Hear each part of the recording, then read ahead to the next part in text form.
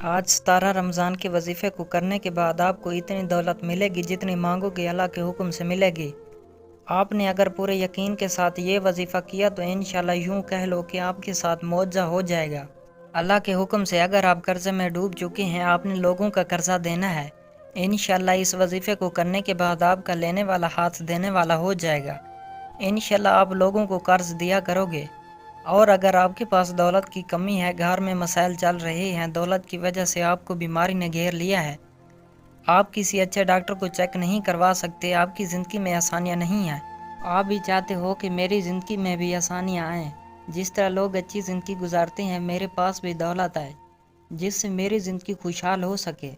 اگر آپ کے ساتھ بھی کچھ ایسے مسائل ہیں تو انشاءاللہ اس وظیفے کو کریں اور پورے یقین کے ساتھ کریں۔ اللہ تعالیٰ کے حکم سے اللہ تعالیٰ آپ کو بہت دولت عطا کر دے گے اور آپ کی زندگی میں خوشیاں آ جائیں گی۔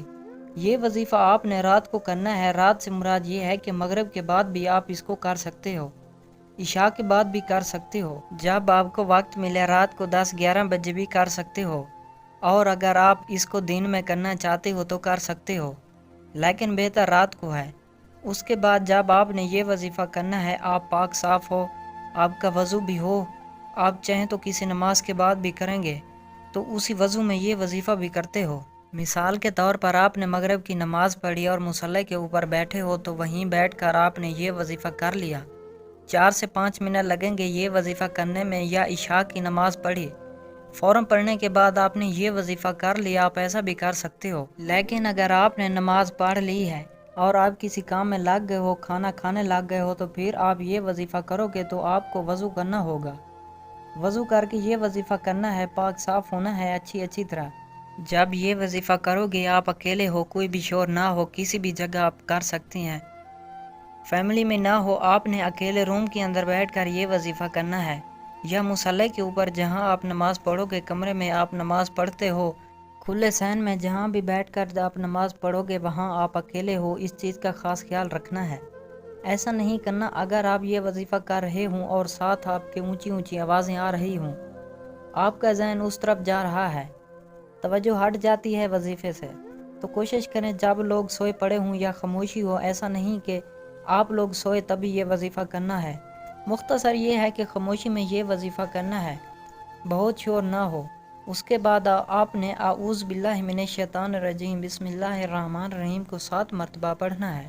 اس کے بعد ایک چیز یاد رکھیے، جب آپ نے یہ وظیفہ کرنا ہے کسی کو بتانا نہیں ہے۔ یہ ایک چیز دیکھی گئی ہے، اکثر دیکھی گئی ہے کہ کوئی بھی کام کسی کو بتا کر کرو، کوئی قیمتی کام، کوئی کامیابی والا کام کسی کو بتا کر کرو تو اکثر وہ کامیاب نہیں ہوتا، بیچ میں ہی رہ جاتا ہے۔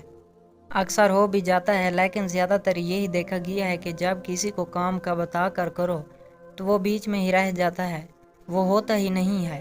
ایک اور بات بتا دوں کہ اگر آپ کا میاں بیوی کا رشتہ ہے یا اور کوئی بھی رشتہ ہے جو بہت پیار کا، محبت کا ہے، آپ کو اس پر اعتبار ہے تو آپ اس کو ضرور بتا سکتے ہیں اور اس کو یہ وظیفہ بھی بتا سکتے ہیں، اس کی قسمت بھی چمک سکتی ہے۔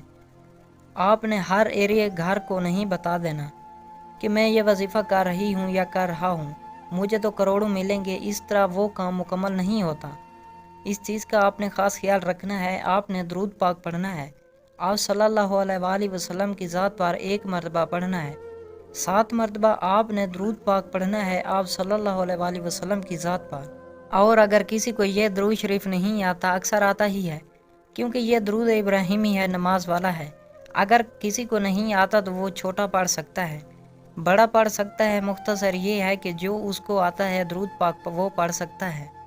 اس کے بعد آپ نے اللہ تعالیٰ کے یہ 2 اسماء پڑھنے ہیں، 33 مرتبہ پڑھنے ہیں۔ الوہاب، اس کا مطلب یہ ہوتا ہے کہ سب کچھ عطا کرنے والا۔ دوسرا الرزاق، بہت بڑا روزی دینے والا۔ یہ 2 اسماء اللہ تعالیٰ کے آپ نے اچھی طرح پڑھنے ہیں، جلدی نہیں، آپ نے جلدی نہیں کرنی، آہستہ آہستہ آرام آرام سے آپ نے پڑھنے ہیں۔ کہنے سے مراد یہ ہے کہ لفظ نہیں کھانا، جلدی جلدی پڑھ لو۔ آپ نے پورے یقین کے ساتھ یہ وظیفہ کرنا ہے، اور اگر آپ کا ورد زیادہ بڑھنا چاہتا ہے تو آپ زیادہ بھی پڑھ سکتی ہیں، لیکن کم نہیں کرنی، 33 سے زیادہ بار پڑھ سکتی ہیں۔ اس کے بعد آپ ہاتھ کی انگلی کے اوپر پڑھ سکتے ہو، تسبیح کے اوپر پڑھ سکتے ہو، دل میں پڑھ سکتے ہو، لیکن شمار آپ نے پورا کرنا ہے۔ آپ جیسا بھی پڑھنا ہے ان 2 اسموں کو پڑھ سکتے ہو۔ اور ایک چیز الوہاب الرزاق یہ 1 مرتبہ شمار ہوگا۔ اس کے بعد آپ نے قرآن پاک کی چھوٹی سی سورت کوثر 2 لائنوں کی ہے، آپ نے اس کو 3 مرتبہ پڑھنا ہے۔ آپ کو صرف 1 منٹ لگے گا، اس سارے وظیفے کو کرنے میں صرف 4 سے 5 منٹ آپ کے لگیں گے، لیکن سمجھنے میں آپ کو بھی 6 سے 7 منٹ لگیں گے۔ جب چیز سمجھائی جاتی ہے تو اس کو اچھی طرح سمجھا کریں۔ سورت کوثر آپ نے پڑھ لینی ہے جیسا کہ میں نے بتایا۔ اس کے بعد آپ نے یا اللہ 1 مرتبہ کہنا ہے، پھر آخر میں 1 مرتبہ درود شریف بھی پڑھنا ہے۔ ایک ہی مرتبہ درود شریف پڑھنا ہے آخر میں، اور یا اللہ کے بعد یا اللہ بھی 1 مرتبہ کہیے گا۔ اس کے بعد آپ نے درود پاک پڑھ لینا ہے۔ یہ وظیفے کا حصہ ہے، پیچھے بھی کچھ چیزیں ایسی بتائی ہیں وہ وظیفے کا حصہ ہے۔ اس طرح وظیفہ کرنا ہے، کس طرح آپ نے وضو کرنا ہے، سب طریقہ بتایا ہے، سمجھانا پڑتا ہے، پھر وظیفہ اثر کرتا ہے۔ ایسے میں آپ کو صرف اسمیں بتا دیتا ہوں۔ سورۃ کوثر پڑھ لیں اور یہ 2 اسمیں پڑھ لیں، یا اللہ پڑھ لیں۔ ایسے اگر وظیفہ کیسے اثر کرے گا آپ کو سمجھانا بھی ہے۔ اس وقت آپ نے یہ وظیفہ کرنا ہے، کیسے درود شریف پڑھنا ہے، کون سا پڑھنا ہے، کس طرح وظیفہ کرنا ہے، اچھی طرح سمجھانے سے مراد یہی ہوتا ہے کہ آپ اچھے سے سمجھ آ جائے۔ اس کے بعد جب آپ نے یہ سارا وظیفہ کر لینا ہے، آپ نے اللہ تعالیٰ سے دعا مانگنی ہے۔ آپ کو چند منٹ دعا مانگنے میں لگیں گے۔